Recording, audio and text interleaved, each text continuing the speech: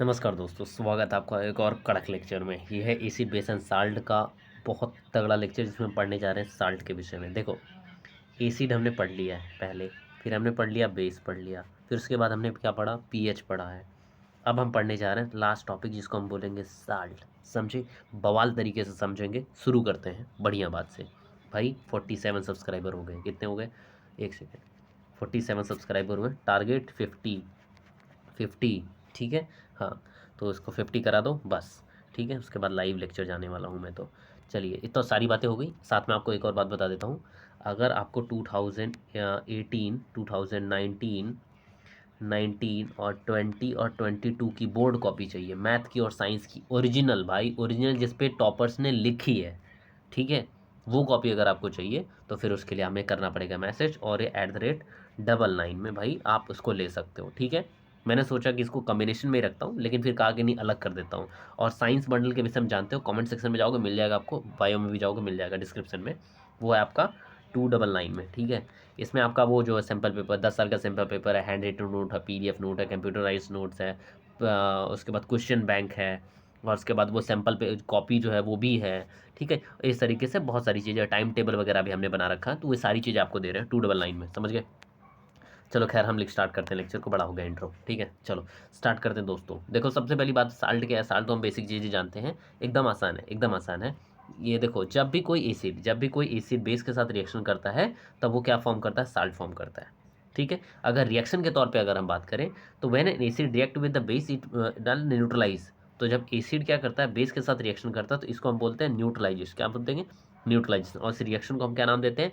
Neutralisation reaction. क्या बोलते हैं? Neutralization reaction. इसके विषय मैंने पहले चैप्टर में बात करी है, chemical reaction and its equation में। ठीक है, न्यूट्रलाइजेशन रिएक्शन में क्या होता है? जब एसिड एक दूसरे के साथ रिएक्शन करके साल्ट और वाटर बना रहे होते हैं, तो इस टाइप के रिएक्शन को हम क्या बोलते हैं? Neutralization reactions. ठीक है, और न्यूट्रलाइजेशन रिएक्शन की वजह से क्या होता है? साल्ट की फॉर्मेशन हो रही होती है। ठीक है, हाँ, तो वो चीज़ है। कह रहे हैं the salt we eat sodium chloride, और जो हम साल्ट खाते हैं वो कौन सा होता है? सोडियम क्लोराइड, मतलब NaCl। अब ये बनता कैसे है? आगे देखो, यहाँ पर देखो, बेसिकली कह रहे हैं कि it is formed by combination of hydrochloric acid and sodium hydroxide solution. देखो, मैंने कहा था ये क्या है? बेस है। ये क्या है? बेस है। और ये क्या है? एसिड है। तो जब एसिड बेस मिलते हैं तो क्या बनता है? साल्ट बनता है। तो देखो, ये जब टूटेगा तो क्या बनेगा? Na+ और OH-। सही है, हाँ। और वहीं पर जब ये टूटेगा, एक सेकंड, कलर तो वही ले लिया, ये टूटेगा तो क्या बनेगा? H+ और Cl-। सही है। हम जानते हैं कि हमेशा अपोजिट वाला अपोजिट को अट्रैक्ट करता है, तो इस तरीके से OH इसके साथ चला जाएगा और ये इसके साथ चला जाएगा। जब इसके साथ गया तो क्या बना लेगा? H2O बना लेगा, और ये वाला क्या बना लेगा? मतलब Cl वाला, ये क्या बनाएगा? NaCl। ये क्या है? साल्ट है। वही बनाना है, यहाँ पे देखो, यहाँ पे वही बना है। तो NaCl बन गया, समझ गया? साथ में क्या बन गया? वाटर बन गया। तो जब बेस एसिड के साथ या एसिड बेस के साथ रिएक्शन करते हो, तो हमेशा क्या बनता है? साल्ट बनता है। समझ गए? हाँ। बाकी ये बातें तो आपको पता है, साल्ट का क्या केस होता है। देखो, पीएच स्केल में 1 to 14 स्केल होती है, ये होता है 7 पे। ठीक है, तो ये वाला जो इलाका होता है, ये किसका होता है? एसिड का होता है। जितना 1 के पास वो उतना एसिड। और ये वाला जो इलाका होता है, ये किसका होता है? बेस का होता है। जितना 14 के पास उतना ज़्यादा स्ट्रॉन्ग बेस। लेकिन एक कभी चीज़ छूट रही है, वो क्या छूट रही? गुलाबी से करूँगा मैं। ये वाला क्या है? ये 7 है, तो ये क्या हमारा? साल्ट का इलाका होता है। मतलब जो 7 पे रहेगा वो क्या होता है? साल्ट होता है, या 7 के पास में होता है। तो मतलब साल्ट का पीएच कितना हो गया? 7 हो गया। समझ गए? हाँ। पीएच का मतलब फुल फॉर्म भी होता है। पीएच का फुल फॉर्म होता है पावर पावर ऑफ हाइड्रोजन। ठीक है, पावर ऑफ हाइड्रोजन। समझ गए? हाँ, तो समझे ना? यहाँ पर कह रहे हैं salt of strong acid and weak base are acidic. अब ये अलग बात है कि मतलब अगर स्ट्रॉन्ग, देखो सीधी सीधी बात है, जब ये जो एसिड है ये स्ट्रॉन्ग भी हो सकता है, वीक भी हो सकता है। ऐसे देखो, स्ट्रॉन्ग भी हो सकता है, वीक भी हो सकता है, ये स्ट्रॉन्ग भी हो सकता है, वीक भी हो सकता है। तो जब स्ट्रॉन्ग स्ट्रॉन्ग बोलेगा तो ये क्या हो जाएगा? न्यूट्रल बेस क्या रहेगा।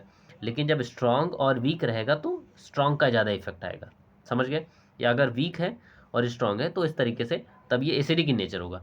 लेकिन अगर मान लो ये स्ट्रॉन्ग बेस है और वीक एसिड है, तो बेस का इफेक्ट आएगा, क्योंकि स्ट्रॉन्ग कौन है? बेस स्ट्रॉन्ग है। ठीक है, तो यही बात यहाँ पर आपको बताने की कोशिश कर रहे हैं। Salt of strong acid and weak base are acidic in nature. अब जब स्ट्रॉन्ग एसिड है, स्ट्रॉन्ग, तो जो साल्ट बनेगा वो किसका इन्फ्लुएंस होगा, उसमें एसिड का इन्फ्लुएंस होगा। देखो यहाँ पे, वहाँ पे किसका इन्फ्लुएंस होगा, एसिड का होगा। तो साल्ट जो बनेगा एसिडिक इन नेचर बनेगा ज़्यादा हद तक, काफ़ी हद तक। अगर बेस का इन्फ्लुएंस ज़्यादा है तो जो साल्ट बनेगा वो बेसिक नेचर का होगा। कैसा होगा, बेसिक इन नेचर होगा, मतलब कड़वा टाइप में होगा ऐसा। और हम लोग जो खाते हैं उसका स्वाद तो आपको पता ही है, कमेंट करके बताओ इसका स्वाद कैसा होता है। ठीक है, चलो बात करते हैं टाइप्स ऑफ साल्ट की। कितने टाइप्स का साल्ट होता है, यहाँ पर बहुत प्रकार के साल्ट होते हैं।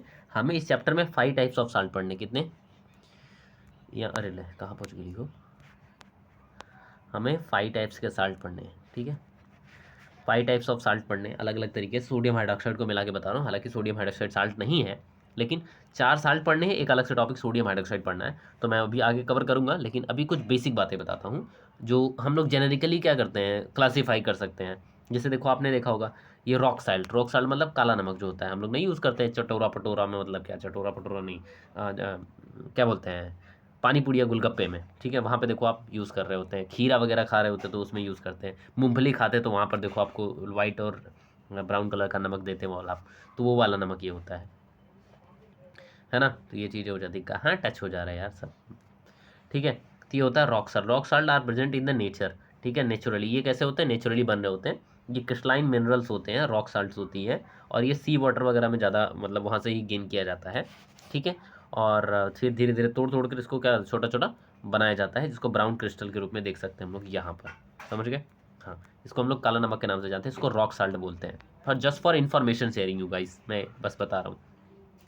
कॉमन साल्ट के विषय हम सभी जानते हैं। कॉमन साल्ट क्या होता है, salt whose chemical composition NaCl। Common salt को हम लोग क्या बोलते हैं, NaCl, जो देश का नमक या टाटा का नमक होता है ना, वो चीज़ें, ये कॉमन साल्ट होता है जो हम लोग खाने के लिए यूज़ कर रहे होते हैं। लेकिन अभी यहाँ पर बात एक और होती है प्रोसेस की, है ना। प्रोसेस, वैसे मुझे अभी 2 चीज़ आपको बतानी, H2O का टेस्ट बताना है और CO2 का टेस्ट बनाना है। H2O का पॉप टेस्ट बताना है और CO2 का कार्बन डाइऑक्साइड टेस्ट बताना है। ठीक है, तो ये दोनों बताऊंगा अगले लेक्चर में, बट अभी के लिए देखो ध्यान से। ठीक है, हाँ। अब क्लोर अल्कली प्रोसेस क्या होता है, इसमें क्या होता है, मतलब इलेक्ट्रोलाइसिस प्रोसेस है। कैसा है, इलेक्ट्रोलाइसिस। ठीक है, इलेक्ट्रोलाइसिस, सॉरी इलेक्ट्रोलाइटिक, इलेक्ट्रोलाइटिक। ठीक है, इलेक्ट्रोलाइटिक प्रोसेस है। अब ये इलेक्ट्रोलाइटिक रिएक्शन क्या होती है वो कमेंट सेक्शन में आप आंसर करके मुझे बताओ। ठीक है, चलो देखते हैं किसको आता है किसको नहीं आता है। एक मच्छर मार दिया मैं, खत्म। चलो आगे बढ़ते हैं। अच्छा, यहाँ पर देखो, अब देखो यहाँ पे NaCl है और H2O है। ठीक है, जब दोनों को ऐड करके इसमें एसिडिटी पास करोगे, तो जैसे जेनेरिक हमने देखा था कि जब NaCl और H2O में डालोगे तो Na प्लस में और Cl माइनस में टूटता है। लेकिन इसकी जगह जब आपने क्या कर दी, यहाँ पर आपने इलेक्ट्रिसिटी दे दी, यहाँ पर आपने इलेक्ट्रिसिटी दे दी, तो ये NaCl बनने की जगह क्या बनना जाएगा, NaOH बन जाएगा। जिससे ये बना था, वापस ये बना था, यही दोबारा हो जाएगा। मतलब रिएक्शन रिवर्सिबल हो जाएगी। कब, जब आप इलेक्ट्रिसिटी इसमें क्या करोगे, भेज दोगे। देखो, जब NaOH और वो तमाम चीज़ें बनी थी, मतलब देखो मैं रिएक्शन लिख ही देता हूँ यहाँ पे। देखो NaOH और HCl मिले थे, HCl मिले तो क्या बना था, NaCl बना था। एसिडिटी डाल दोगे तो दोबारा ये क्या हो जाएगा, बन जाएगा। और एक सिले से आपका क्या बोलते हैं, क्लोरीन गैस, एक सिले से हाइड्रोजन गैस निकलेगी। देखो मैं बता रहा हूँ आपको, ऐसा डिब्बा बनाओ। ठीक है, हाँ ऐसा, ये खोल के रखो इसको, और यहाँ से ऐसा बनाओ। ठीक है, और यहाँ से भी ओपन है। इसके अंदर हमने क्या डाला है, ये सेमी परमिएबल मेम्ब्रेन लगी, SPM। ठीक है, हाँ। अब यहाँ पे क्या हो जाएगा, यहाँ पे इलेक्ट्रोड है, यहाँ पर इस तरीके से इलेक्ट्रोड हमने डाल रखा हुआ है। ठीक है, हाँ। अब यहाँ से जो आपका NaCl है उसका साल्ट आप डाल दोगे, और H2O का भी साल्ट, H2O का साल्ट क्या मतलब, H2O पानी वानी मिला के डाल दो। ठीक है, और ये इलेक्ट्रोड आपने लगा दिया यहाँ पे। ठीक है, इसके बाद यहाँ पे ऐसे खाली छोड़ दो ये वाला पोजीशन। ठीक है, अब उसके बाद देखो H प्लस जो है वो कहाँ आ जाएगा, जहाँ पर आपका प्लस वाला, जहाँ माइनस वाला चार्ज होगा, एनोड वाला, और कैथोड वाले पे Cl2 चला जाएगा। तो Cl2 गैस यहाँ से निकलेगी, H2 गैस वहाँ से निकलेगी। इसका टेंशन मत लो, इसको मैं अगले लेक्चर में अच्छे से एक्सप्लेन कर रहा हूँ, इमेज वगैरह साथ में, बस ऐसे समझो। यहाँ पर देखो बोला है, after the process chlorine gas will present at anode पर आपके क्या हो जाएगी, क्लोरीन गैस निकल जाएगी, या फिर आप बोल सकते हो वहाँ पर क्या रहेगी, प्रेजेंट रहेगी। और हाइड्रोजन गैस क्या होता है, प्लस वाले चार्ज में होता है, तो इसलिए किस पे हो जाएगी, कैथोड पर हो जाएगी। ठीक है, क्योंकि एनोड क्या होता है, निगेटिव होता है, सॉरी एनोड क्या होता है, पॉजिटिव होता है, और कैथोड क्या होता है, निगेटिव होता है। तो वाया वर्षा अपोजिट ये चल रहा होता है, समझ गए। तो प्लस वाला यहाँ पर आएगा, माइनस वाला यहाँ पे जाएगा, समझे ना। Okay, sodium hydrogen hydroxide solution is formed, और इस दौरान क्या होता है, और सोडियम हाइड्रोक्साइड क्या होता है, फॉर्म हो जाता है। ठीक है, हाँ। आप इसका इसका इमेज देखोगे ना, आप एनसीईआरटी में दिया है, एनसीईआरटी में दिया है इसका इमेज, है ना। हाँ, अब आगे जो हमें पढ़ना है वो हमें पढ़ना है किसके विषय में, ब्लीचिंग पाउडर के विषय में पढ़ना है, और बेकिंग सोडा के विषय में पढ़ना है, और और इन सभी के यूजेस के विषय में पढ़ना है, और उसके बाद प्लास्टर ऑफ पेरिस के विषय में भी हमें पढ़ना है, और इस तरीके से और भी जितने भी हैं, ठीक है, उन सभी के विषय में हमें डिटेल में क्या करना है भैया, पढ़ना है। ठीक है, हाँ, तो ये वाला जो टॉपिक आ रहा है अभी हमारा ब्लीचिंग पाउडर का, वॉशिंग सोडा का, तो ये ब्लीचिंग पाउडर, ये तमाम चीज़ें हम लोग अगले लेक्चर में कर रहे हैं। ठीक है, तो आज के लिए बस इतना ही, मिलेंगे आपसे अगले लेक्चर में।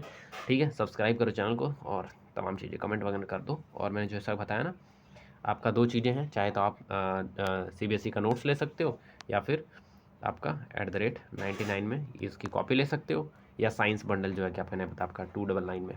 ठीक है, भौकाल है भाई, भौकाल बवाल मचा देगा। ठीक है, चलो बहुत बहुत शुक्रिया भाई, बाय।